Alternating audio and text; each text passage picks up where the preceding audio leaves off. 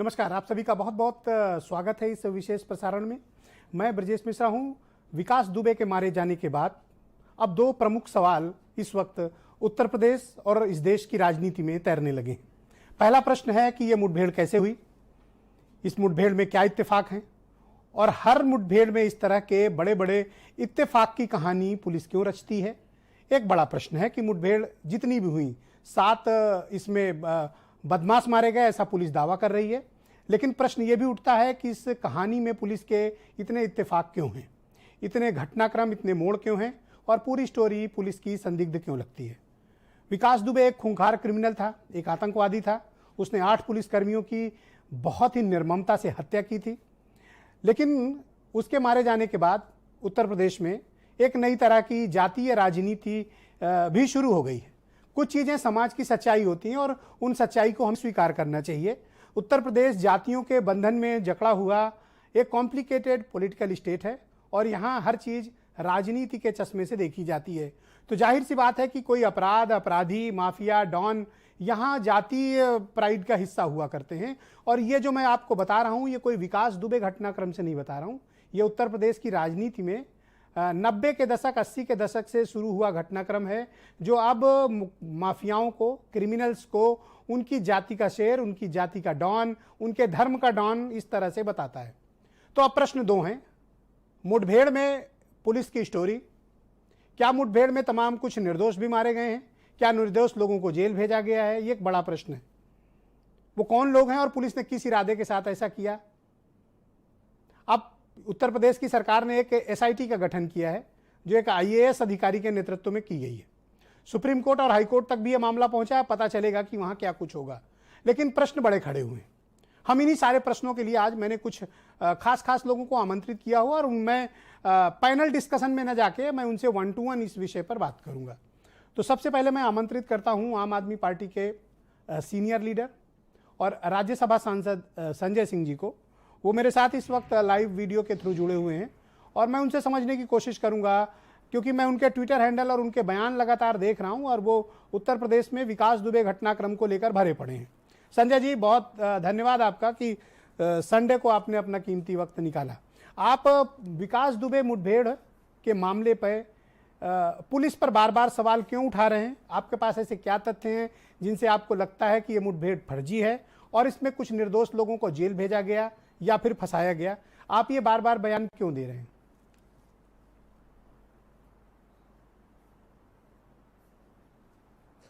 देखिए ब्रजेश जी, आपको नमस्कार, आपके दर्शकों को नमस्कार। विकास दुबे जो कांड है, पहली बात तो यह कि विकास दुबे कोई एक दिन में पैदा हुआ अपराधी नहीं है। वो दुर्दांत अपराधी था, इससे इनकार नहीं है। उसने 8 पुलिस वालों की निर्ममता से हत्या की, इसमें भी कोई दो राय नहीं है। और उसने एक ऐसी घटना उत्तर प्रदेश में अंजाम दी जो उत्तर प्रदेश के इतिहास में कभी घटित नहीं हुई थी। लेकिन विकास दुबे कोई एक दिन की पैदावार नहीं है, विकास दुबे कोई एक दिन की उपज नहीं है, बल्कि तमाम शासनकाल में, तमाम सरकारों में फलते फूलते रहा है विकास दुबे का अपराध। 2001 से इसका सिलसिला उठाकर देख लीजिए। मंत्री की थाने में हत्या से लेके और 8 पुलिस के जवानों की हत्या तक एक लंबा इतिहास है। तो पहली बात तो यह कि विकास दुबे के साथ क्या वो सब कुछ दफन हो जाएगा, वो सारा राज दफन हो जाएगा? जो लोग विकास दुबे को पैदा करने वाले थे वो बच के निकल जाएंगे क्या? अगर ऐसा होगा तो फिर एक विकास दुबे मारा गया, लेकिन दूसरे तमाम विकास दुबे उत्तर प्रदेश के अंदर पैदा होंगे और अपराध की कड़ी रुकेगी नहीं। यह संगठित अपराध उत्तर प्रदेश में फलता फूलता रहेगा, आगे बढ़ता रहेगा। इसलिए हम लोगों ने मांग की कि हाई कोर्ट के सिटिंग जज से इसकी निष्पक्ष जांच कराई जाए। दूध का दूध, पानी का पानी होना चाहिए। 200 पुलिस वाले जांच के दायरे में हैं, वहां के स्थानीय थाना अध्यक्ष जांच के दायरे में हैं, वहां 68 पुलिस वालों को थाने से निकाला गया, हटाया गया है। वहां पर देवेंद्र मिश्रा जी का पत्र बताता है 14 मार्च का कि किस प्रकार से अपराध का, पुलिस का और नेताओं का एक गठजोड़ था जो काम कर रहा था। तो मुझे लगता है कि सबसे बड़ा सवाल यह है कि विकास दुबे के साथ जो तमाम वो राज थे, तमाम वो सच थे जो उस अपराध को पैदा कर रहे थे, वो दब जाएंगे या उसमें जांच होगी या उसमें कोई कार्रवाई और महत्वपूर्ण ये बड़ा सवाल है जो अभी तक जिसका कोई उत्तर ठोस रूप से उत्तर प्रदेश की पुलिस नहीं दे पाई और योगी सरकार नहीं दे पाई। मैंने देखा कि आप जितने भी इस मामले में शहीद पुलिस वाले हैं, आप उनके घरों पे गए, उनके परिजनों से मिले। मेरे ख्याल से शायद सभी 8 से आप मुलाकात कर चुके हैं। मैं आपसे जानना चाहता हूं कि उनके परिजनों की क्या तकलीफ है, उन्होंने आपको व्यक्तिगत रूप से क्या बताया, स्पेशली जो डिप्टी एसपी साहब जो शहीद हुए देवेंद्र जी, उनके परिजनों ने क्या जानकारी दी आपको और क्या बताया कि इस मुठभेड़ को लेकर भी तमाम प्रश्न खड़े हुए हैं?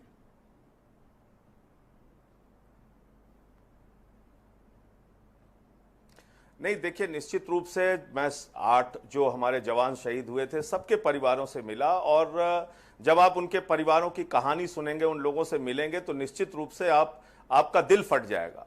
बहुत, किसी के 3 महीने का बच्चा था, किसी का 5 साल का बच्चा है, किसी की 10 साल की बेटी है।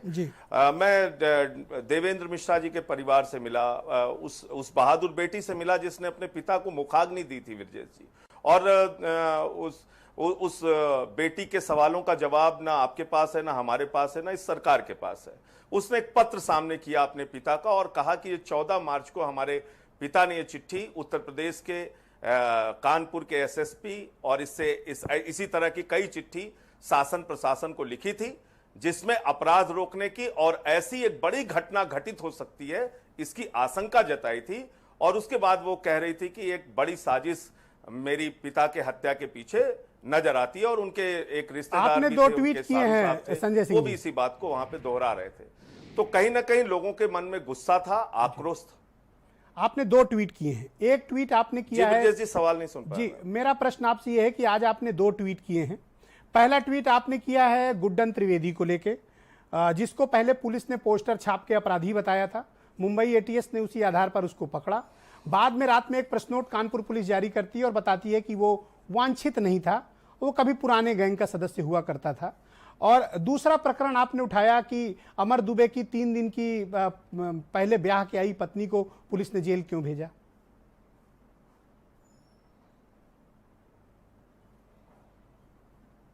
देखिए, मैं दोनों पे बोलता हूं, और मैं क्यों ये बात उठा रहा हूं और क्यों इस बात को कह रहा हूं।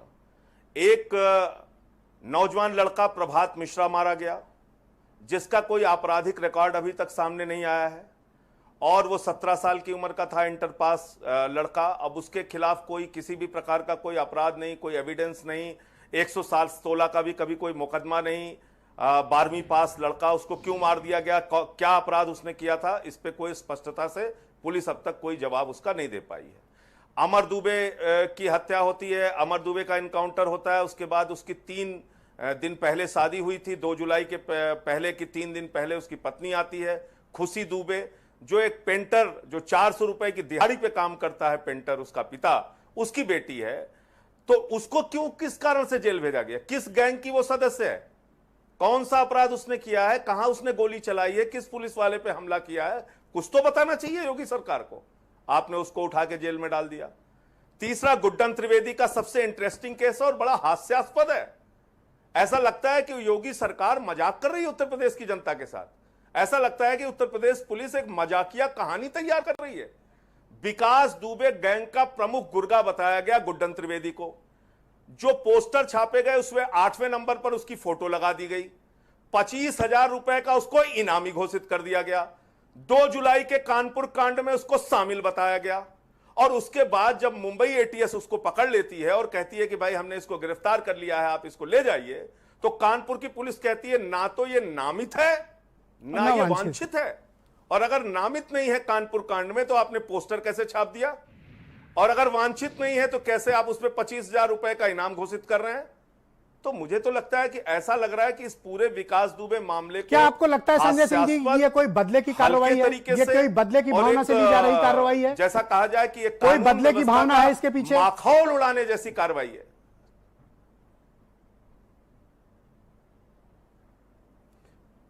नहीं, आप बताइए कि आज अगर गुड्डन त्रिवेदी को आपने इनामी घोषित किया और अगर खुद से प्रेस रिलीज जारी करके उत्तर प्रदेश सरकार की पुलिस कह रही है कि ना वो नामित है ना वो वांछित है, तो इसको आप क्या समझेंगे?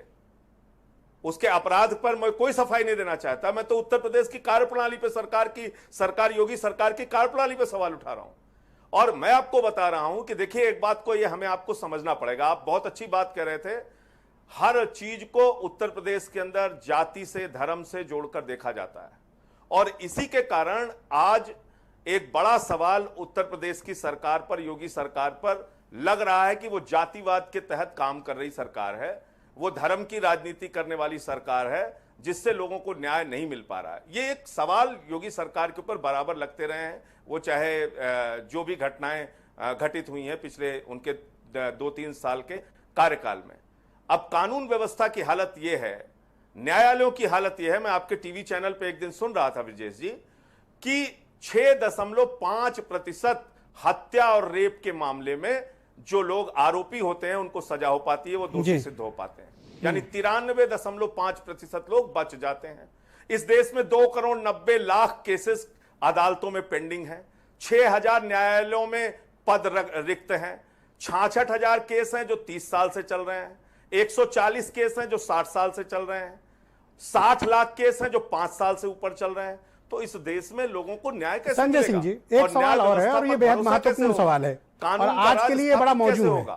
और अगर उस कानून को राज के स्थापित करने के नाम पर, जी आपको ऐसा क्यों लगता है कि जातीय आधार पर सरकार या उत्तर प्रदेश की पुलिस भेदभाव के आधार पर या जातीय भेदभाव के आधार पर काम करती है?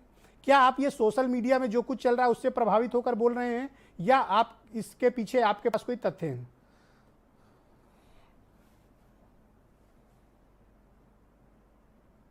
देखिए, ये मानकर आपको चलना पड़ेगा कि भारतीय जनता पार्टी की सोच और जो सोच लेकर योगी जी की सरकार बनी है जी, वो जातिवाद और धर्मवाद की राजनीति के आधार पर बनी है। यानी बुनियाद अगर आप देखेंगे तो जाति और धर्म की राजनीति करके ही ये सरकार गठित हुई है और वो सरकार की कार्यप्रणाली में आपको बराबर नजर आएगा। उसके विस्तार में आप जाएंगे तो बातें बहुत लंबी हो सकती हैं, लेकिन वो काफी आपको नजर आएगा। प्रशासनिक नियुक्तियों में आप उसको देख लीजिए, पुलिस की कार्रवाई में आप उसको देख लीजिए, थाने में दर्ज हो रहे एफआईआर के रूप में आप उसको देख लीजिए, जो नियुक्तियां हो रही हैं उसमें आप देख लीजिए। आपको इस बात का डर नहीं है कि आपका नाम संजय सिंह है चीज नहीं है और आप अपनी बिरादरी को नाराज कर सकते हैं? खुली किताब की तरह है। अगर उत्तर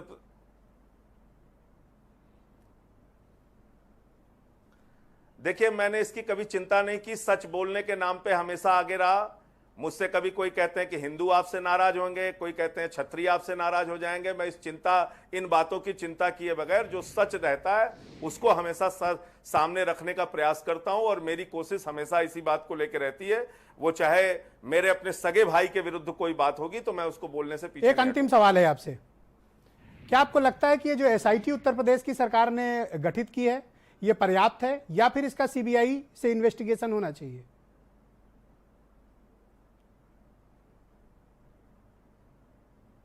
आप मुझे बताइए ब्रजेश जी, जब पुलिस के 200 लोगों को जांच के दायरे में उनके नंबर आ रहे हैं, जब तमाम अधिकारियों के और थानाध्यक्षों के नाम आ रहे हैं, पुलिस वालों के नाम आ रहे हैं, कैसे इसकी निष्पक्ष जांच कोई एसआईटी कर सकती है? आप बताइए। उत्तर प्रदेश की सरकार खुद सवालों के घेरे में है, योगी जी की सरकार खुद सवालों के घेरे में है, उनकी पुलिस खुद सवालों के घेरे में है, उनके विभाग के विभीषणों ने इस कांड को ये कांड जो घटित हुआ है उसमें उनकी भी बड़ी भूमिका है। तो कैसे इसमें न्याय हो पाएगा अगर आप उन्हीं विभाग के लोगों की एक एसआईटी बनाएंगे? तो मुझे लगता है कि इसमें एक हाई कोर्ट के सिटिंग जज से या सुप्रीम कोर्ट के सिटिंग जज से इसकी न्यायिक जांच, उच्च स्तरीय जांच होनी चाहिए जिसमें दूध का दूध पानी का पानी हो सके। Thank you so much Sanjay Singh ji, आपका बहुत बहुत शुक्रिया। एक छोटे से ब्रेक के लिए रुकेंगे, ब्रेक के फौरन उस पार इलाहाबाद हाईकोर्ट की लखनऊ बेंच के क्रिमिनल के मामले के सबसे बड़े अधिवक्ता आईबी सिंह साहब मुझे लाइव इस डिबेट में ज्वाइन करेंगे। इस पूरे प्रकरण पर हम उनसे बातचीत को आगे बढ़ाएंगे। एक छोटा सा ब्रेक, बस फौरन कुछ सेकंड में लौटते हैं और आईबी सिंह साहब से इस मसले पर बातचीत को आगे बढ़ाएंगे।